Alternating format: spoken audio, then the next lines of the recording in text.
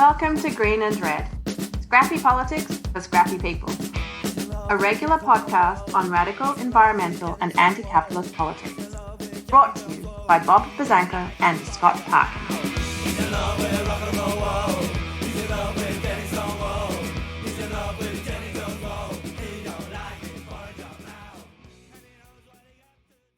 Hello, tried and true listeners. This is Scott Parkin, your co-host of Green and Red podcast. And today we have a very special episode. Today is the 50th anniversary of Kent State in Kent, Ohio, where 4 students at an anti-war protest were killed by the Ohio National Guard. Today we'll be talking about that. I am joined by my co-host, Bob Bazanko, who is a professor of history at the University of Houston.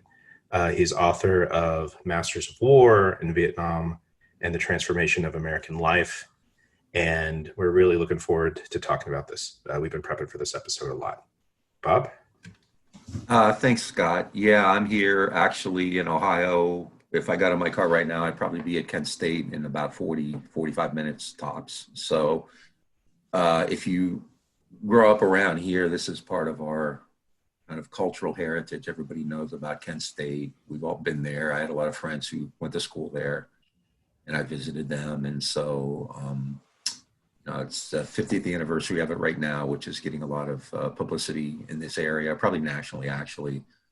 And given what's going on right now in America, we saw these really horrendous sights this week of these really frightening kind of gutless worms in places like Michigan trying to storm the state house with guns, and nothing was done to them. Whereas students in Kent, Ohio were shot, gunned down, in indiscriminate fire by the National Guard. So it's timely as well as being historically important. The story of Kent State actually begins far away in Phnom Penh, Cambodia. This was kind of the precipitant for it. Cambodia had been a neutral country in the Vietnam War, and its leader, Prince Norodom Sihanouk, had tried to remain neutral as much as possible, but the northern Vietnamese were using parts of Cambodia for the Ho Chi Minh Trail to get supplies into the south. And they also used a port at Sihanoukville as an arms depot. And the United States had been putting pressure on Sihanouk for a long time to stop any kind of, movement through Cambodia for the Democratic Republic of Vietnam and its forces. And Sihanouk didn't want to get involved. So in March of 1970, the United States engineered a coup and installed a right-wing politician, a client named Lon Nol, in power. And what that did was give them now a green light to do something that Nixon and others had wanted to do for a long time. And that was to go after a group called COSVN, COSVN, which was an acronym for the Central Office of South Vietnam. According to Americans, and Nixon was obsessed with this, as well as the Commander-in-Chief of the Pacific Forces, Admiral John McCain. This was also his pet project. Nixon and McCain were convinced that COSVN was kind of what they called a bamboo pentagon. This was the brain center for all Vietnamese operations. And for years, they had been trying to find COSVN because they believed that this was the way that the North, Von Nguyen Giap and Pham Van Dong and the rest of them were coordinating the war in the South for the Viet Cong, for the People's Liberation Army, and for the PAVN, the main army. And so this is where like Nixon was alleging that there were like Viet Cong bases in Cambodia. Well, more than bases. I mean, this big physical headquarter, right? Okay. I mean, it was like, no, they thought it was the Pentagon. It was, they made, that was their frame of reference, the Pentagon. And they've been targeting for a decade. I mean, there were clearly operations going on out of Cambodia, but it was literally guys in thatched huts who were constantly on the run because from the mid 60s on, they were getting targeted, they were getting bombed, there were B-52 attacks. But the U.S., like they fought the whole war, thought you could just attack one big thing. It's like World War II. They were fighting, oh, we could just attack one thing, And McCain was really big on this. In 1965, nearly 400 warplanes attempted to wipe out Kosovo, no effect because the command could run, it could get out of the way. B-52 attacks daily.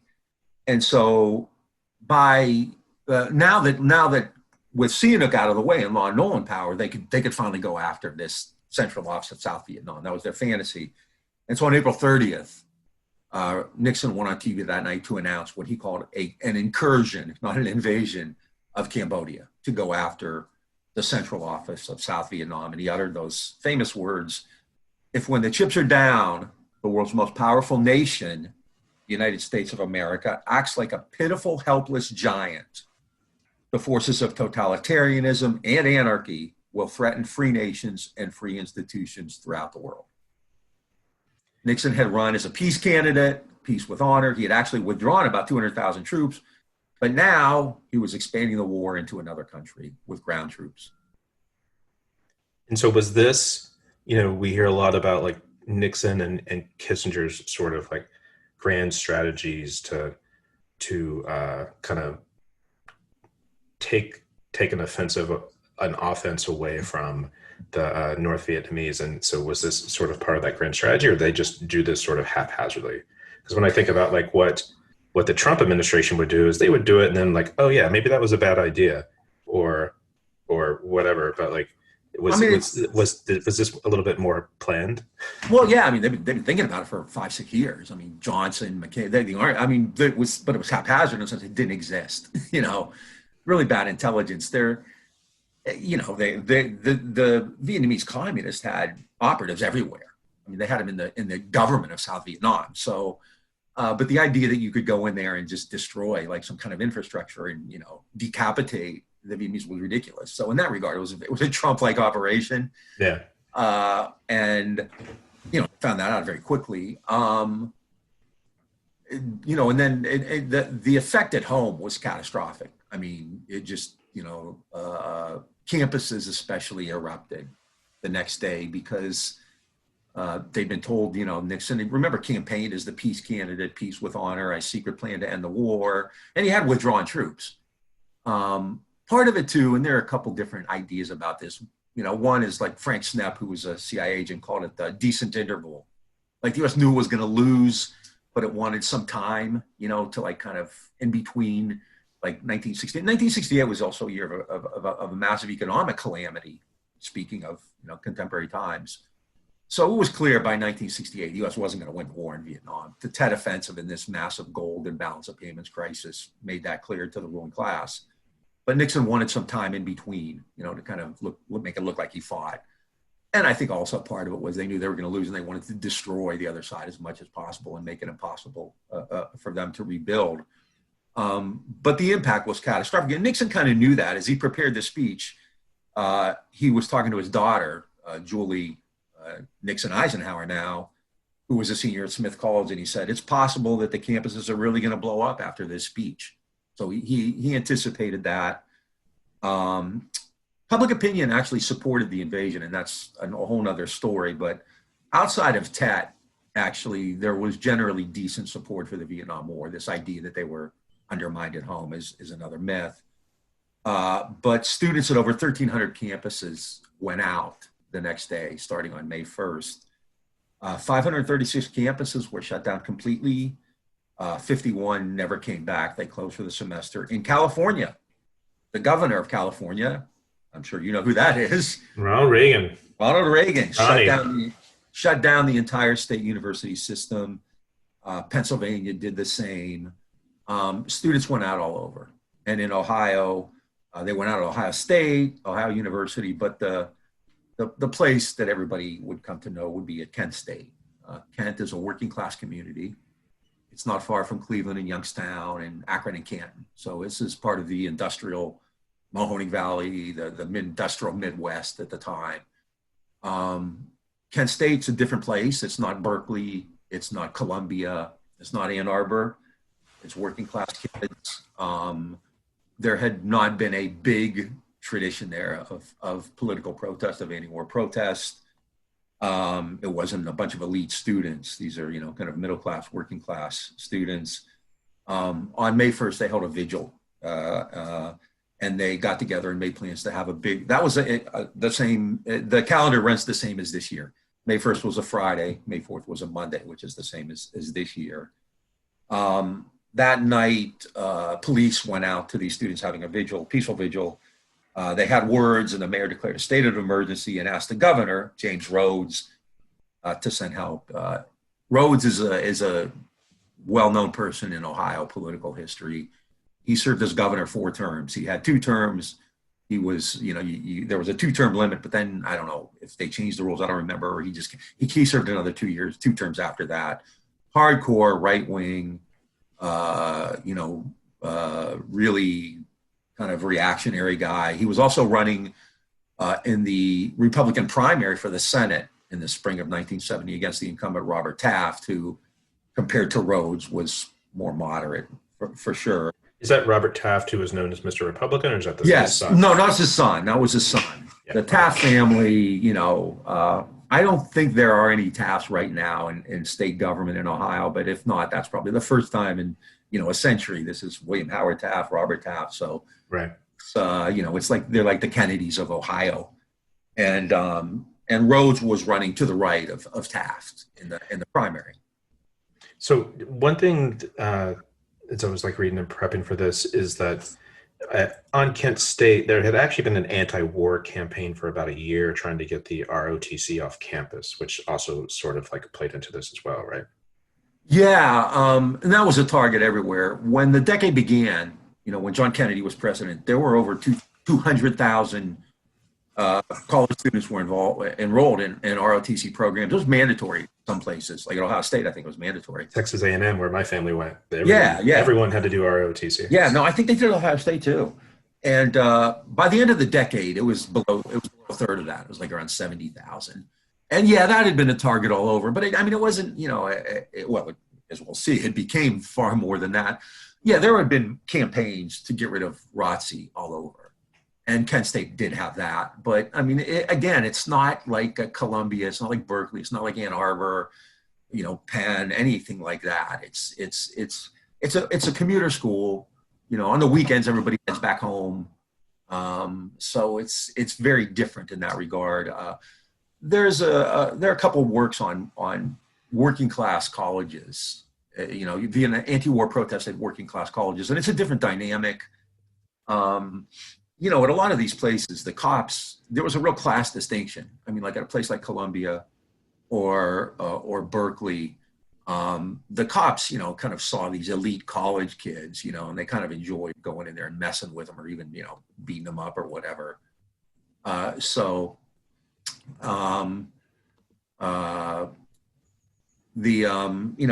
Kent State was a little bit different. So anyway, they asked Rhodes for help on May 2nd. Rhodes mobilized the National Guard and sent them to Kent State. The students were holding a vigil. That night, there are ROTC all over the place. There are rumors all over the place. The National Guard arrived in Kent. ROTC was a frequent target. When the National Guard arrived, the ROTC building was on fire and it burned down. The next day, Rhodes gave an unhinged press conference. And I think we're going to play part of that. We're going to play some clips from it. He went to Kent. He was at the firehouse in Kent State. And he went into a press conference where he went into some really ugly invective about the students, words that, are kind of now mentioned in pretty much every book about this. And I think Scott's gonna play a bit of it. Are you ready? Yeah, sure. And we're gonna comment on some of it, I think. Let me know if it works. The city of Kent, especially, probably the most vicious form of campus-oriented violence yet perpetrated by dissident groups and their allies in the state of Ohio. For this reason, most of the dissident groups have operated within the campus. This has moved over where they have threatened and intimidated merchants and people of this community. Now it ceases to be a problem of the colleges in Ohio. This now is the problem of the state of Ohio.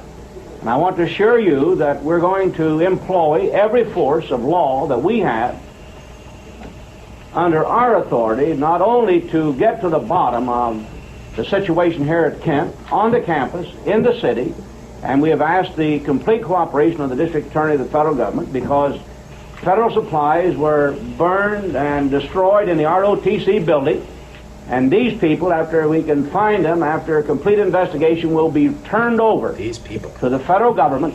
We've asked the county prosecutor for a complete and comprehensive investigation. And there's some people now out on probation that there has been a strong word to the fact that they have participated in this. Now, we're going to put a stop to this for this reason. The same group that we're dealing with here today, and there's 3 or 4 of them, they only have one thing in mind, that is to destroy higher education in Ohio. And if they continue this, and continue what they're doing, they're going to reach their goal for the simple reason that you cannot continue to set fires to buildings that are worth $5 and $10 million because you cannot get replacement from the High General Assembly. And last night, I think that we have seen all forms of violence, the worst. And when they start taking over communities, this is when we're going to use every part of the law enforcement agency of Ohio to drive them out of Kent. We're going to make 2 recommendations to the High General Assembly. Now, we've had this at Miami, in Oxford, Ohio, also at Ohio State University, and we had 32 police officers injured, and a couple very severe. We have these same groups going from one campus to the other, and they use a university, state-supported by the taxpayer of Ohio, as a sanctuary. And in this, they make definite plans of burning, destroying, and throwing rocks at police and at the National Guard and the Highway Patrol. We're asking the legislature that any person to pause it really quick. Throwing a rock. It's actually really interesting similarity to today, where they talk about like small group of people who go from place to place, sort of like agitating this thing, because that is like something like even like doing like anti-fossil fuel, anti-pipeline work is like when the CEOs talk about the people who are resisting the Dakota Access Pipeline or the Bayou Bridge Pipeline, it's always like the same group of people who just travel from place to place, causing trouble and agitating. It's interesting how that never really changes. Yeah, no, and the rumor, there were wild rumors floating all around Kent, which were kind of typical if you've even looked at documents, from the White House. They're communists, right? There are outsiders. These aren't Kent students who would never do that. They're going to put LSD in the water supply. You've got, it's weird. They have like, Hell's Angels and Black Panthers are there at the same time, stuff like that. There was one story about an anti-war protester giving an apple to a National Guardsman, and they were told not to eat it because they were injecting LSD in the apple, yeah. Like they did back east.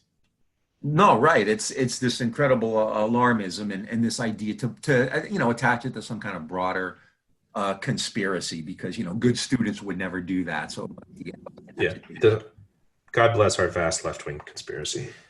Yeah, if we were half the size of what they claim we are. Yeah. But when he says the most vicious form of campus-oriented violence, there were no one was ever arrested even for burning down the ROTC building. Right. So and there were people from outside the community on campus, but ROTC buildings were targeted everywhere. So, it would be almost kind of an I am Spartacus moment, I think, if they tried to figure out who did it, because there were countless numbers of people, who were really kind of fed up with that whole thing. So, I'm going to hit play.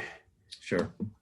Brick or stone at a law enforcement agency, Ohio, a sheriff, policeman, highway patrol, National Guard, becomes a felony.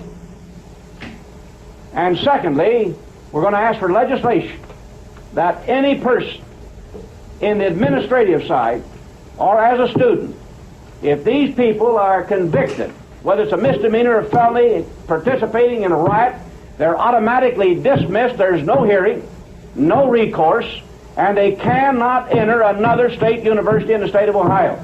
We are going to eradicate the problem. We're not going to treat the symptoms. And as long as this continues, higher education in Ohio is in jeopardy. And if they continue to give permissive consent, they will destroy higher education in this state. And I would like for, we were very fortunate last night. We had 700 National Guard in this area on the trucker strike. Had they not been here, there would have been 14 or 15 other burnouts, and I'm talking about buildings. And it was just through the good fortune that the other incidents happening parallel with this one. And we had here the county prosecutor, the mayor, the chief of police, and the fire chief, and every law enforcement agency here have been very cohesive in this. And I want to congratulate all of them. They've done a great job. Everybody here, the city attorney, everybody here, the judicial system, all of them have done a good job here, but they're limited. And there has to be some way of getting some subsidy for these people to fight, and these people just move from one campus to the other and terrorize the community. They're worse than the brown shirt and the communist element, and also the night riders and the vigilantes. They're the worst type of people that we harbor in America. And I want to say this, they're not going to take over a campus.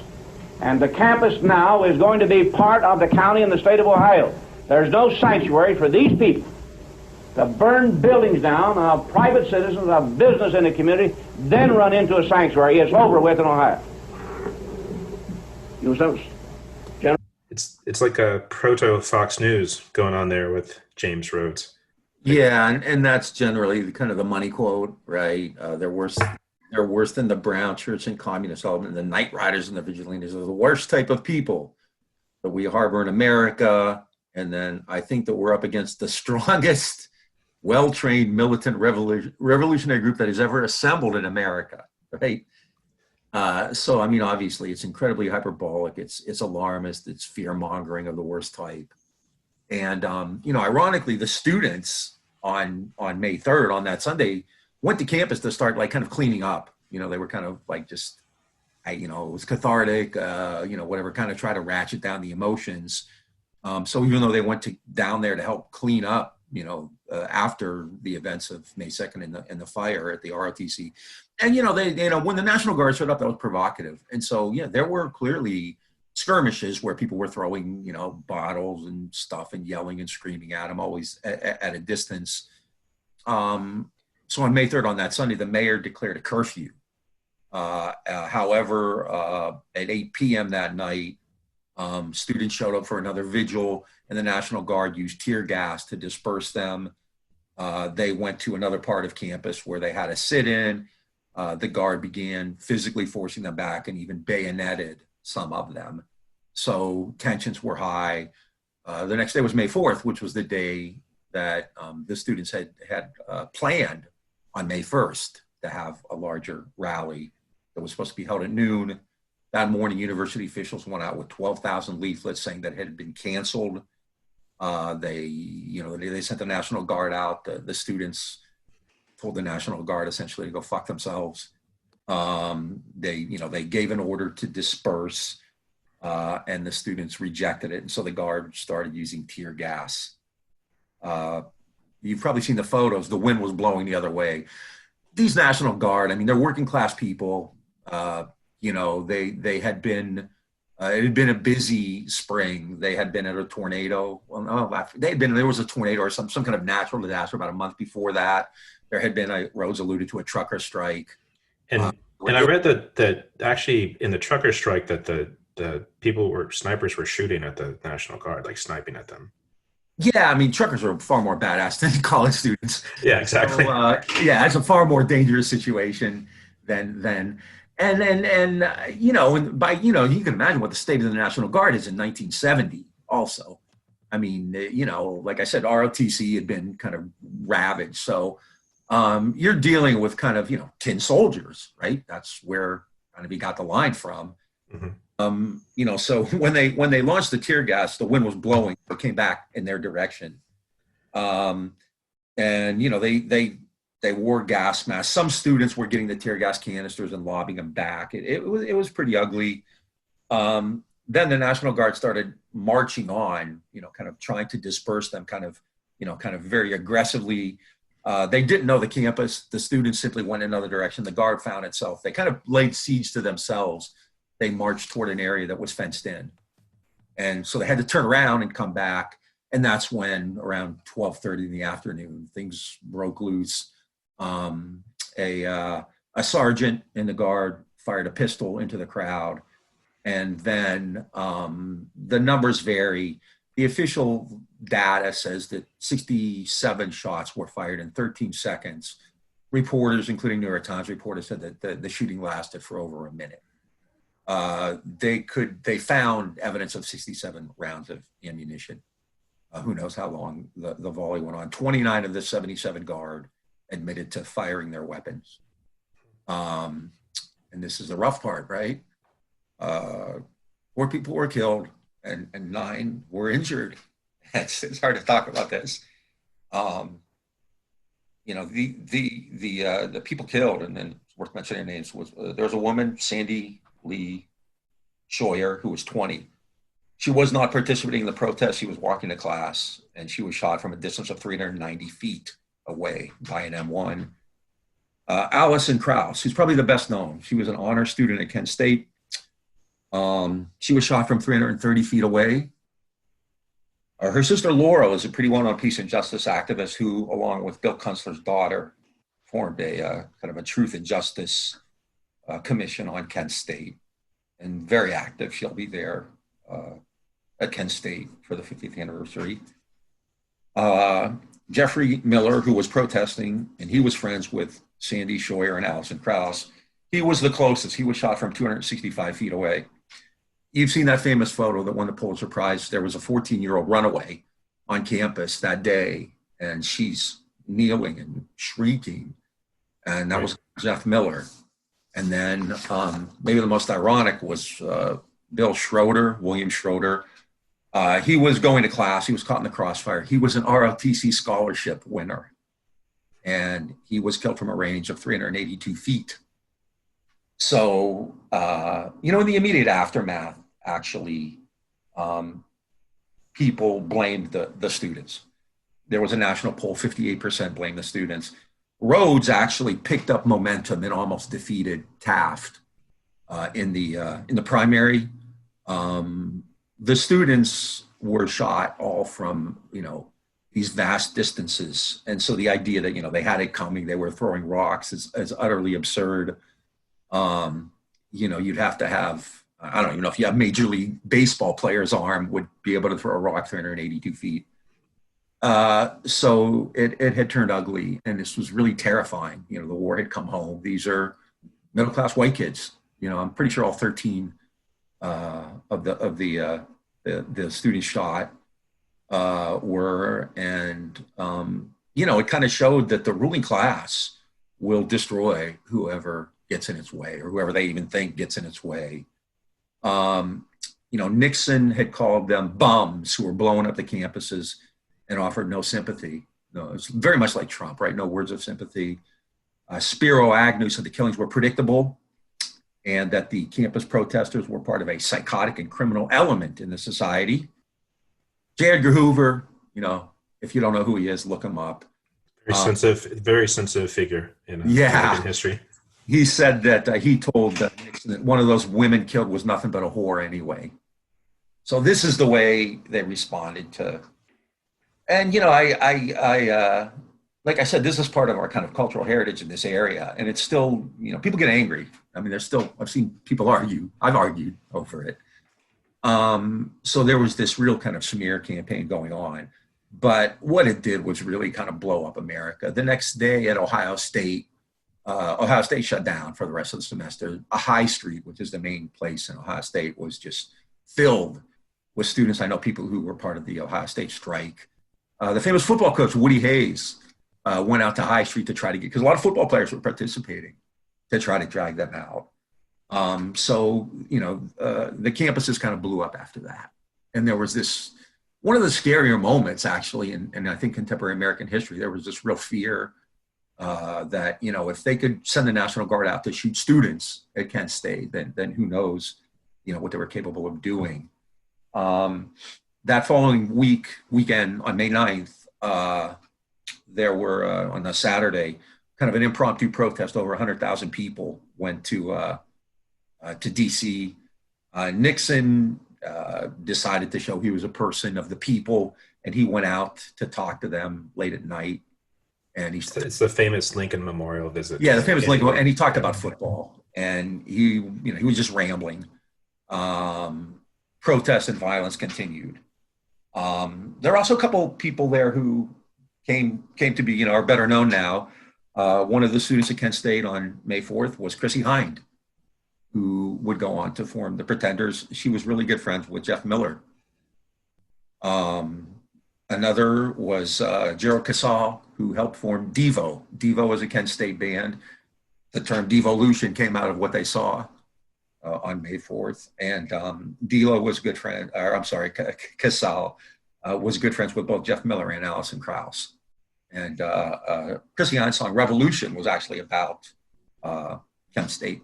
So, and they've talked about it a lot since then. It's what happened, especially what's going on today, I think is really critical. One other thing I want to say about that, and then we can kind of broaden it to talk about some other things, because this kind of gets lost. But on May 14th, there was another shooting on campus that most people don't really hear much about. And that was at Jackson State College at the time in Mississippi, which was a historically Black university. It's now Jackson State University. It's a historically Black college. There had been increasing friction in Jackson, Mississippi, among the students and law enforcement, not surprisingly. There were claims, again, that, Black students were throwing rocks and all that kind of stuff. And then a rumor spread around campus that a local politician named Charles Evers, whose brother had been Medgar Evers, who had been killed, by the Klan in 1962. There had been rumors that Charles Evers and his wife had been killed, and so a lot of students went out into the street. A dump truck was set on fire, probably not by a Jackson State student. The police were called in. The students responded by throwing stuff at them, and they opened fire. And over 400 bullets were fired into one of the halls, and they killed a junior at Jackson State and a high school senior who was visiting at the time. And in both of these places, I think it's worth noting, the story was the same, that a sniper had opened fire. It's like, when cops always say, well, he was reaching in his waistband. That's kind of like they teach you in Cop 101, say the sniper story was in the 70s. There was always a sniper. It's the unofficial class at the police academy. Right. And so off the books. Right. And so Jackson State didn't get anywhere near the notice of Kent State, but it was kind of part of that mood. But I think that the juxtaposition is important because it shows, that, obviously at Jackson State, you have this long history of racial violence in the South, in Mississippi, but in the North, in Ohio, the Guard opened fire on white middle-class, working-class kids, and people supported it. Rhodes's political fortunes improved. 58% of the people in the poll blame the students. So the state has an incredible ability to use not just violence, but also then get the public to support what they do. So, by May of 1970, the United States was in a wider war now in Cambodia, which would, if you want to take it further out, that's what created the Khmer Rouge. The Khmer Rouge was this small splinter group until the coup and the American invasion. That's what made the Khmer Rouge become credible, because they could hold this mantle of anti-Americanism now and impose law and order. And at home, the country was, probably as frazzled as it had been, and whenever. And even nowadays, when people talk about it's bad right now, I mean, there's no way you can polish this, but it's not. There are other times in American history, and I think that period, like from 1968 to 1970, is kind of like that. It was pretty scary. Yeah, it's interesting, talking about the sort of like public opinion around Kent State. 58% blame the students. I think 11% blame the National Guard. But, just doing some reading the last couple of days on this, the attitude in Kent about the students after the shooting is just like amazing. Like they were like kind of proud that it happened, like 4 down, many more to go. one guy was quoted as saying is like, I wish they'd shot all of them. And the reporter who asked him about it said 3 of your sons were at the march. And he's like, well, if they were there, they deserved whatever they got. Yeah. And it's just like, that's the sort of like, we talk a lot today about, Trump's 30% or 40% or whatever, and how they're just like kind of fed this sort of like rhetoric, and they just buy it hook, line, and sinker. And that's why these idiots are storming state capitals with guns. But like this is just like, that's just a continuation of what we've seen for a long, long time, for centuries. And that's so important to say that you brought that up, because there is this sense of like, don't normalize Trump, or we've never seen anything like this before. And I've seen liberals put memes out, like celebrating Reagan. And, remember Reagan in Berkeley, he said, if there's going to be a bloodbath, let it begin here, at People's Park. Yeah. So, yeah, I mean, this, I'm not Pollyannish or optimistic, but the level of resistance today far exceeds anything that was going on in the 60s and 70s, But no, I mean, Trump is crude and vulgar. Although, like listen to Rhodes' speech there. That's a Trump speech. Yeah. They're the brown shirts, and they're blowing these bombs, blowing up campuses, and and J. Edgar Hoover. I mean, Trump is a rookie compared to Hoover. Rhodes talking about students who get caught committing a felony. There'll be no like trial. They'll just be no judicial process. Like, what if they just happened to? I mean, it sounds like at least 2 of the students who were shot just happened to be passing by, and they were caught in a crossfire. So legally, if people are caught in a crossfire, they get kicked off campus because they're too close to a situation. Like, well, one of them was an ROTC student. He was on ROTC scholarship at Kent State. Yeah. No, Rhodes actually tinkered with declaring martial law, and I don't know who talked about that, for the whole state. But no, I mean, I think that is important, because what we're seeing today is horrendous and terrifying, right?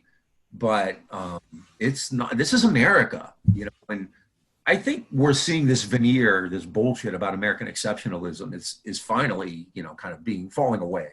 A lot of people who bought into it before are no longer, are starting to see it's just not there, right? When you have, U-Hauls with 60 corpses in them in New York City, I mean, that's a third world country. That's a failed state. Mass graves. Yeah. And so, but stuff like this, obviously, it's certainly feasible that a governor would send the guard out to shoot people, like refusing to go to the meat processing plant or whatever. I mean, to be honest, I think finding the U-Hauls decomposing bodies next to funeral homes because they don't have any place to sit, I think that's going to be a drop in the bucket to what we hear from, like, that's New York. So that's going to be like there's a lot of media focus there, but sooner or later, we're going to start hearing way worse stories coming out of like the southern states or the Midwest. I mean, I think this is just the beginning. Yeah, I mean, if you look at the data, especially like in Georgia, 80% of the people hospitalized with COVID are Black. Yeah. So Kemp can open up the economy because, they're Black people dying, right? Yeah. But no, I think it is. And we certainly hope that the National Guard isn't sent out and it doesn't start shooting. But, I don't think today that you would have 58% of the people blaming the protesters and, defending the Guard. I don't think that would happen any longer. People now know too much, and that kind of, and actually Trump's a big reason for that, right? That rejection of authority, because that's his, the whole basis of his political existence. But this idea, I mean, the rhetoric and the strategies are there, right? Outside agitators, elitist students, they didn't use the phrase coastal elites like Trump did in 2016, but that's exactly who they were talking about. And if you ever read accounts from like Berkeley or Columbia, especially, I mean, these are working class cops who are kind of like getting off on bashing the heads of these like, uppity liberal, smart ass condescending kids. Rich kids. Yeah, it's kind of understanding. I mean, I don't approve of it, but you kind of see where they're coming from. And it's just like when people, Trump's, attack on elitism, which I think is like, I don't think the liberals understand that. I don't think they get how big that was and remains, and I think they've dismissed it. And there's clearly, it's racist, there's a lot of shit going on, but that hatred of elitists, of people who look down on you, who think they're better than you, who tell you what to do, who would rather listen to Tom Hanks and Oprah Winfrey, that's a big deal. And it was in 1970 as well. These college professors, right? I don't have it in here, but there's a lot of talk by Rhodes and newspaper editors and op-eds about the professors at Kent State, professors all over the country who were, like poisoning these young people's minds, these no good liberal professors. One of the quotes I saw from a Kent resident was like, let's start with the students and then work our way up to the faculty. Yeah. And in fact, in that press conference, Rhodes does mention faculty. We're going they're at risk too. We'll get rid of them as well. No hearings, no recourse, nothing. And they can't go to school or teach anywhere else in Ohio. And I know a lot of people at the time who just left school. People in grad school working on college degrees, they just left. From Ohio State, from Ohio U. Ohio used to be, a fairly affluent state with a decent higher education system. And now Ohio is basically a red state. The amount of money spent on, education is very low. It's kind of remarkable that the governor has actually handled COVID quite effectively compared to most places, very effectively. But it's just been wiped out by deindustrialization. And so, the kind of ideas that Rhodes expressed are not out of the tradition of this state. There was this brief, in a sense, a golden era when the senators were, Howard Metzenbaum and John Glenn, who were both actually quite liberal, and Dick Celeste was a governor who was a liberal Democrat. So there have been periods, but for the most part, Rhodes, he was governor 4 times, 16 years as governor. This is the state of Woody Hayes. If there's like a state icon, it's Woody Hayes. Right. So what happened at Kent that day? On the other hand, I've talked to people who were at Ohio State, in May, who said, Woody Hayes was actually just grabbing kids, and saying, get out of here, you're going to get hurt.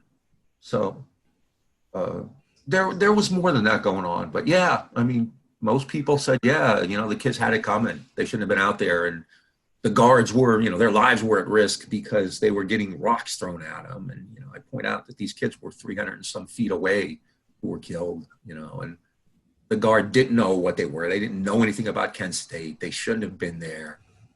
They were a provocative force in the first place, and that whole thing about there were 15 businesses going to be burned down and all that.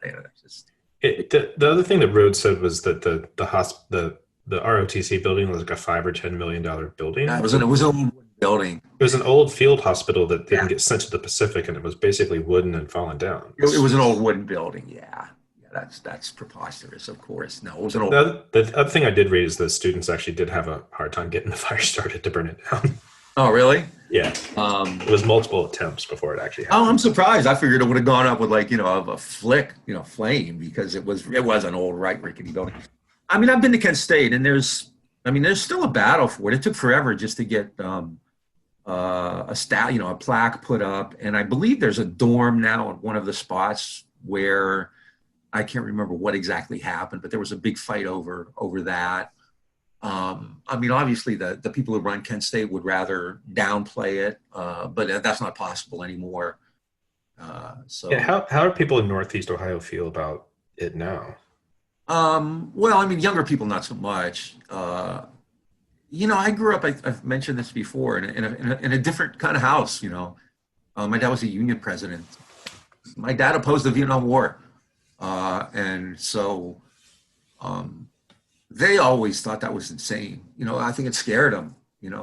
I have older siblings, who were going away at the time. And so they were appalled by it and terrified by it. But I also know people who, blamed the students. And, my sister went to Kent State, and those kids should have never been out there. So if you talk to older folks, I think, there would still probably be, I don't know if it'd be 58%, but I would still think that a lot of them would still, kind of give you this revisionist history that they were snipers, or they were shooting, or they somehow were Molotovs. Yeah. I mean, and we're talking about, we're talking about M1s versus, throwing tear gas canisters back at the guard. So, and some rocks and bottles.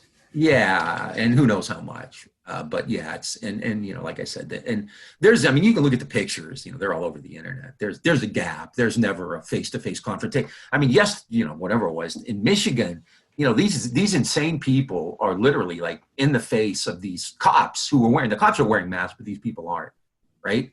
And nothing happened. They didn't do anything about it. Whereas at Kent, from 100 yards away, 100 meters away, they started shooting. And that's clearly there's a whole issue that stands by itself. If you're defending the interests of the states, you can get away with anything. And if you're questioning the interests of the states, then you're literally risking your life. If that had been Black Lives Matter activists, or if the people at Standing Rock had fired or aimed guns at the guard, or if you on one of your environmental actions somehow pose some kind of threat, they'd gun you all down without thinking twice about it. Oh yeah. Well, I will say this, that one thing the police have done since Kent State is they have moved into, they're more militarized, but they're way more prone to use these like non-lethal weapons. And so you see like rubber bullets and beanbag guns and like, pepper spray capsules and things like that. So that they're not just firing live ammo into into crowds, but like, how long are they going to, and they spend a lot of money on that too. They like get, cuts from the Pentagon budget for that, but they're way worse. It's a much more militarized force because we've gotten bigger. Like you said, we've gotten bigger. Popular opinion is against them on many things, and we're more effective. I actually feel like shutting down 1,300 campuses. I wish we could do that right now. But there is, as far as like tactics go, we're effective in a lot of ways that they don't expect.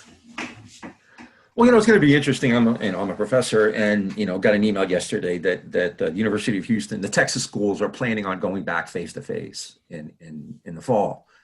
It's only April. We have no idea, what the trajectory of COVID is going to be, but we were not consulted, obviously about this. Nobody cares what the faculty says, and Faculty Senate is an absolute joke anyway. But and the reason they've given, of course they mentioned football, right? It's Texas, that Texas A&M, the chancellor at A&M mentioned we will have football games, but these universities operate on this corporate model now, hand to mouth, so they need that tuition money in August and again in January. But I teach in rooms with 300 students, and after the class is over, it's a pigsty, and low wage workers come in. They're subcontractors too. The university shifted away from like actually employing them to getting them from services. So they're not giving them benefits or anything like that. And they're cleaning up after 300, filthy kids. And then they have to clean the bathrooms, and they clean the dorms, and you have frat houses and dorms, and there was no thought given it. So my point here is that I'm wondering what's going to happen on campus in fall. If these students are going to say, hey, you guys are putting us at risk. And I have colleagues who are, older, they've had health issues. So it's going to be interesting. I think you could see, probably not 1,300 campuses closing, but I really think you could see a resurgence of student activism as well, because, and this was kind of the vibe in the late 60s. People were fed up, it's easy to kind of look at the state and the violence the state, inflicted on Cambodia, on Vietnam, on Kent State. But we were actually already starting to see a wave of like student activism around labor issues before the pandemic as well. Like we've had UC strike organizers on the show before, and so like that is I actually feel like with Wildcats and these like sort of like protests for like health, safety, and things like that we're seeing that it's not that far away. I do want to say real quick, folks, that you're listening to Scott Parkin and Bob Bazenko on Green and Red, and you can follow us on Twitter, Instagram, Facebook. We are growing in those areas, and you will learn a lot more about what we talk about if you follow us on those social media channels. And if you want to become a patron, you can come to patreon.com/Green Red Podcast. And then we also now have a way to for folks to take donations, or excuse me, not take donations, give donations. We take the donations. And I'll be sharing that URL soon on our social media channels as well. Yeah. Let me just say one thing too. And, if you listen to us, we've actually covered like a few themes really kind of extensively. So, we've had 5 or 6 shows on COVID, right? We've had public health officials and activists and people from Italy. Where Scott and I are doing kind of a history of liberalism. We've had several activists on, Scott Crow, Jasmine Araujo, and Lisa Fithian and Jay Conroy. So, within, Green and Red Podcast, there are these subsets which are really useful. And, one of the things that I think is important is to give you not just like information or something to be angry about, but also some practical ideas about what you can do.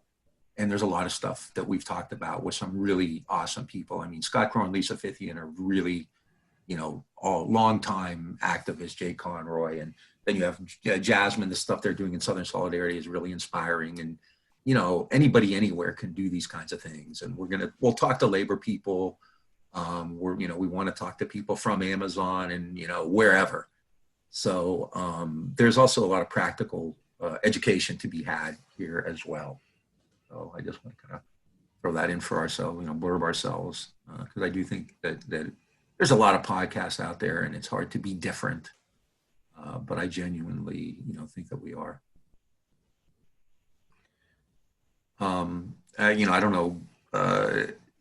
One other thing, and I don't want to go into this too much, is that, I think Kent State is one part of a much, much larger movement, the Vietnam anti-war movement. And, I think it's worth looking into that too. We can't spend a lot of time on it here, but, there were millions of people participating in some way or other to resist the war in Vietnam. And it started small with students. In 1964, you started to have teachings on campuses. The first rally sponsored by SDS in 1965 had about 25,000 people, which thrilled them because they thought they'd be lucky to get a few hundred. And then, you started to have these much bigger demonstrations like the March on the Pentagon and the mobilization and the moratorium. And it wasn't just students and hippies and all that. It was, by the time you have the moratorium and mobilization, you're seeing people in suits and, middle-aged people, men and women. Vietnam vets. Yeah, Vietnam vets. Oh, huge. I actually studied that quite closely. Yeah. That was, the VVA, Veterans Against the War, was considered the second most dangerous group in America after the Black Panthers by Hoover and the FBI. They knew how to use guns, which terrified the government. And so, I think that's important to remember too. It was a large, broad-based movement, and I'm not going to get into a debate on how effective it was or anything like that. But people did go out and did what they could, and that's the thing. Whether it's May Day or some kind of protest, especially under in the time of coronavirus, you do what you can, and you don't have to try to be heroic. It may be calling up a friend and talking about what's going on, trying to talk somebody. My crusade in Ohio lately has been trying to tell people not to vote for Trump. I don't care if you vote, just don't vote for Trump. So, and the other piece of the sort of like resistance, if you don't want to go on the streets, is you can donate to like groups resisting the bosses. There's lots of resources out there. And also lots of groups doing mutual aid in their community. Yeah, mutual aid. And mutual aid, there's this idea of distance, but mutual aid work is probably, you're less likely to get, beaten up. But yeah, donate food, just find out if there's a mutual aid group in your area. But and that's important. Saving people's lives is incredibly important, as we're seeing right now, because you have a government that, had no interest in that. So I feel like we're getting to the end of our time here. Yeah. do you have any last words you want to say about Kent State as we wrap it up? I just think it's important to remember it. There's something to be said for historical memory.